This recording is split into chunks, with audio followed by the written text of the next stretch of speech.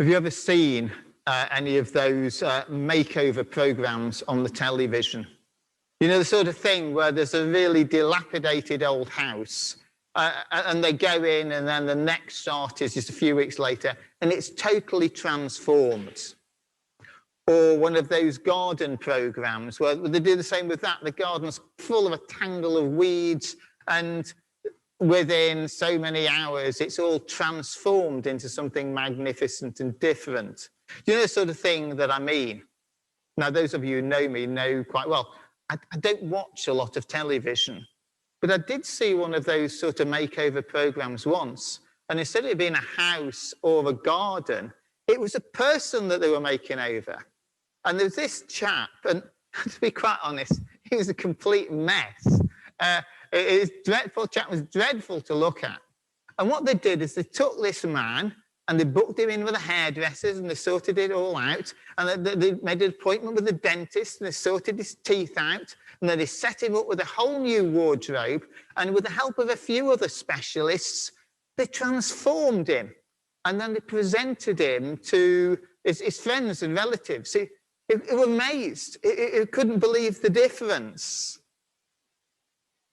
Well, try and keep that image in your mind as we look at this passage that Doris read to us from Ephesians chapter 4, verses 25 right through to chapter 5, verse 2, because it's all about us being transformed people. The Apostle Paul, who wrote to the church of Ephesus, wrote the book of Ephesians. When he wrote to the church in Corinth, the book of Corinthians, in 2 Corinthians 5:17, said this: if anyone's in Christ, they're a new creation. The old's gone, the new has come. And the Christian life is about being transformed by Christ. But I also saw one of these makeover programs once. And it was a makeover program about a garden. There'd been a tangle of weeds, and they'd gone in and they'd transformed it to this fabulous garden. The lady who owned it was delighted with, and she could sit on a wonderful patio, and the trees were just right, and the flower borders were perfect. The transformation was done. But the program I saw was like a follow-up. Two years later, when they showed how pleased she was, and then they'd gone back 2 years later. Guess what? To tangle of weeds again. It was dreadful. And actually, the passage that Doris read to us is really Paul trying to ensure that that doesn't happen with the Christian life. That the transformation that Christ makes in our life takes place and is sustained. And in doing that, he really points out four things. Quite brief, but four things which are really, really, I think, important to us today to ensure that we really are living as the transformed people that Christ always wanted us to be. The first one he talks about is that the Lord can change lying lips to a truthful tongue. He can change lying to truthfulness. You know, unfortunately, that is a change that is greatly needed in our society, isn't it? I mean, dishonesty, we just see it so often. I mean, the sort of thing that we get, you know, the check is in the post. What does that mean? Or leave your number and I will call you back. How often have we heard that and it's not been answered? Or we're walking down the street and somebody tries to stop us. It'll only take a couple of minutes. Oh, yes.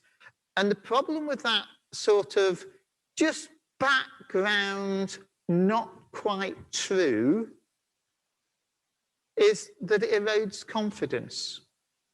And the place where that is most important is here in the church. Paul talks in this passage about the church being one body with different parts, all fulfilling different roles. It's a theme that Paul often repeats in his epistles. The church, the body of Christ, with every person got a role to play. Just think what happens if dishonest, not quite true communication comes in between parts of a body. Think about a physical body where there's the head and there's the finger and they're sending messages to one another. Supposing the finger touches the ring that's switched on a cooker, but it lies to the head. It said, no, it doesn't hurt, not doing any burning. And then the nose says, well, how come I can smell burning flesh then? What if the eye lies to the leg about where it's safe to put the foot? What's going to happen? Or if the ear doesn't correctly communicate what's happening on the road when the person's going to cross? You know, it doesn't take much imagination to realise that breakdown in the honesty of communication would mean that the body would fail. And what's the role of the church?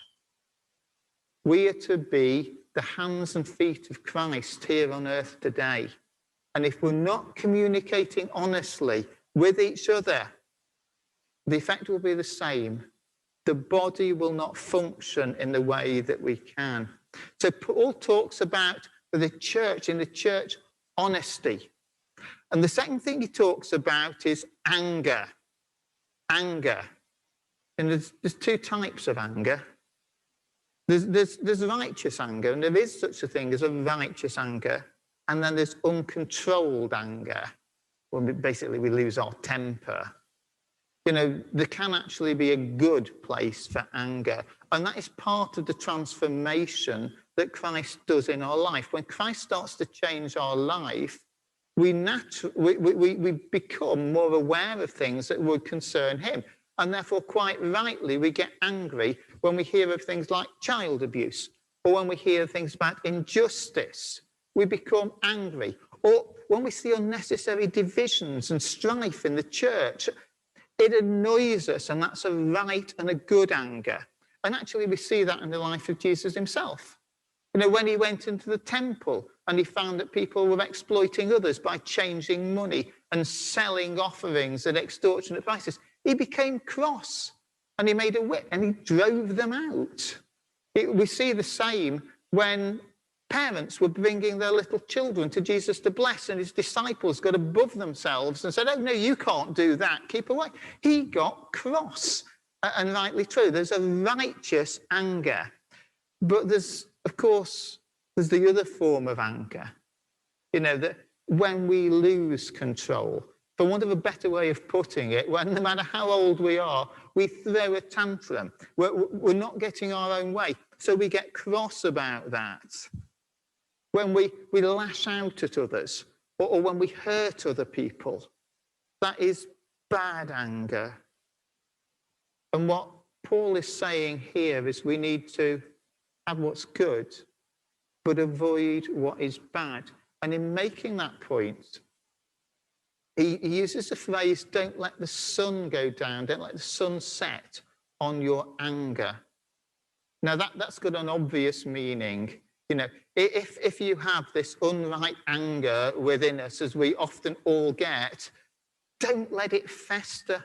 Sort it out that day. It's important that we get it sorted. That's the obvious meaning.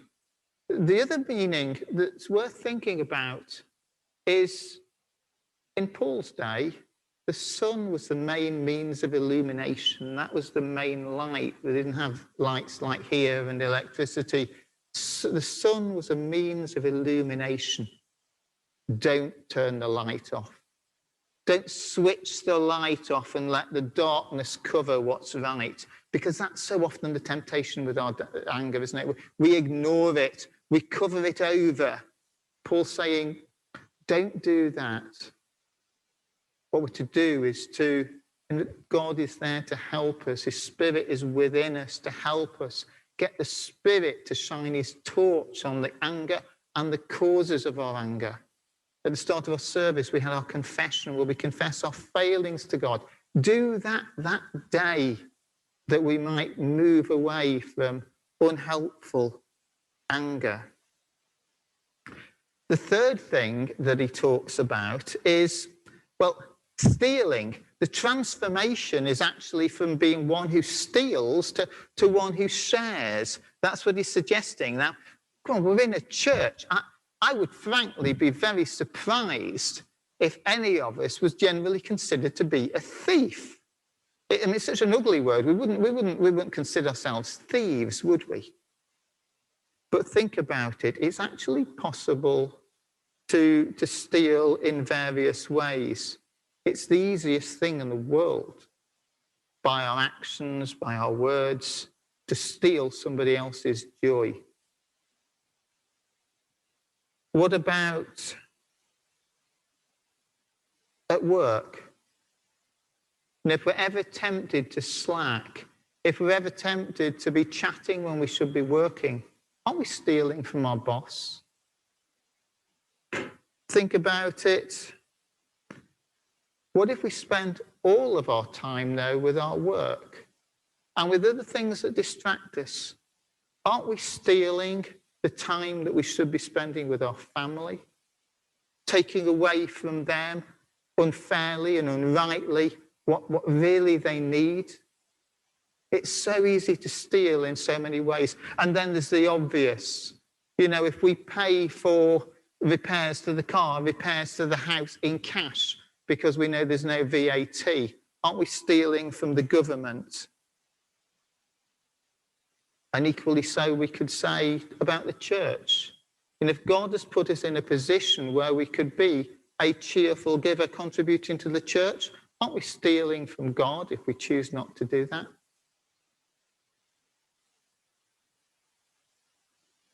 The contrast, the transformed person, is that when Christ transforms our life, he turns us into those who would contribute, who would not wish to take unrightly, but actually will work hard, will try our best to do what it takes so that we can contribute to achieving what is really right and good to achieve. And the final one that Paul talks about is really destructive rather than constructive words. You know, we've all got mouths. We can all talk. As we talk, we can use our mouth in either of those two ways. On the one hand, we can use it constructively to encourage, to build up. On the other hand, we can use it destructively to damage, to harm, to pull down. Sadly, my experience in life as I've looked at life, look back on life, is I've seen far more examples of the latter than the former. Far more of the destructive than the constructive. People, the way that they talk of others, the innuendos that cast a smear, the critical words that shatter people's confidence, the slander that ruins somebody's reputation, whether it's justified or not, the tweets that are just designed to spoil somebody's day. It really is critical that our speech is pure, that our speech is constructive rather than destructive. You know, if I was to ask how many of us have been hurt by the things that others have said, I would imagine every hand here in the church and watching at home would go up. What if I was to ask how many of us, by our words, have harmed and hurt others? Again, I would guess, if we're honest, every hand here in the church and at home would go up. What Paul says in this passage is that sort of destructive words, they hurt God. They offend, they sadden the Spirit of God who is in us. And therefore the call is to allow the Spirit to transform our words, to transform what is in our heart so that what is in our heart is good and therefore comes out of our mouth. There's a wonderful verse that's very helpful. It's Psalm 141, verse 3. And it says, this. It says, set a watch, O Lord, before my mouth. Keep the door of my lips.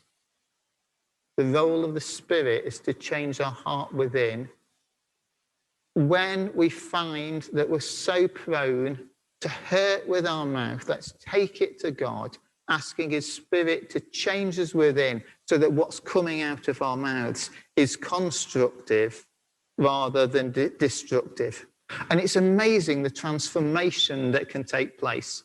I think I've shared it before in St. George's here, how when I was a teenager and involved in a church youth group, there was a girl who came to faith. She was 16 years old. She was just about to do her O-levels and really had little chance of doing any great achievement. She was coming up to her O-levels. She came from quite a deprived part of town, quite a difficult family background. And that came out in her speech. Her every word was bitter and nasty, irrespective of the language that was used, which was even worse. And she came along to the group and she came to Christ. And the transformation was like one of those transformation programs on the telly. Within hours, she was different. Her speech had changed. God had done a work in her life, so much so that over the next few weeks, 2 of her friends from school came to the church and later came to faith themselves. And the reason they came in was they couldn't believe the change in this girl. The Spirit of God changes her life. And what Paul is calling on here is that stays. That change that Christ makes is a lasting change. That man I saw on that program, the man for whom they did the makeover, he looked completely different. He was so pleased with it. He couldn't stop telling all his family and talking to his friends about it. He was overwhelmed with joy and it was just bursting out of him. It was great to see. He didn't actually need to say anything. All his family and all his friends could see it. In fact, they wanted it as well. And I think that's a really important point for us at St. George's to recognise this morning. We're hopefully seeing light at the end of the tunnel of the pandemic. It's going to be a long road, but with light at the end of the tunnel. As we emerge from 18 months or more of all the restrictions we've had. Of course, I've been reading up on how churches might recover, what churches might do to recover where we were. And I've heard lots of things about initiatives we could try, resources we could use to help us to do that. I'm going to be honest. I look at it and I look at passages like this, and I think about it and I pray about it. And I think all those ideas and all those resources are actually wasted if we don't get this right. The one thing that will make a difference is when people see the transformation that Christ can make in our lives. Now, of course, that is going to be a struggle. Let's be honest as a church. We all struggle with one or more of these things. But that's the important point. We struggle. The untransformed person isn't concerned about the odd lie. They're not concerned about honesty, dishonesty. If they get angry, they just brush it off. Well, doesn't everybody do it? They're not even aware, possibly, that their words are destructive rather than constructive. But when we come to Christ, when the old life goes and the new comes, when Christ by his Spirit does that transforming work in our lives, we're aware of it. We're aware of our failing on these things. So we enter the struggle. We allow God's Spirit to work in our lives to transform us. And when we do that, the transformation becomes lasting. And that's what people will see. That's when people will be drawn to Christ. That's when we really are the hands and feet of Christ in our community and in the world. And that's when we'll see others coming to know him.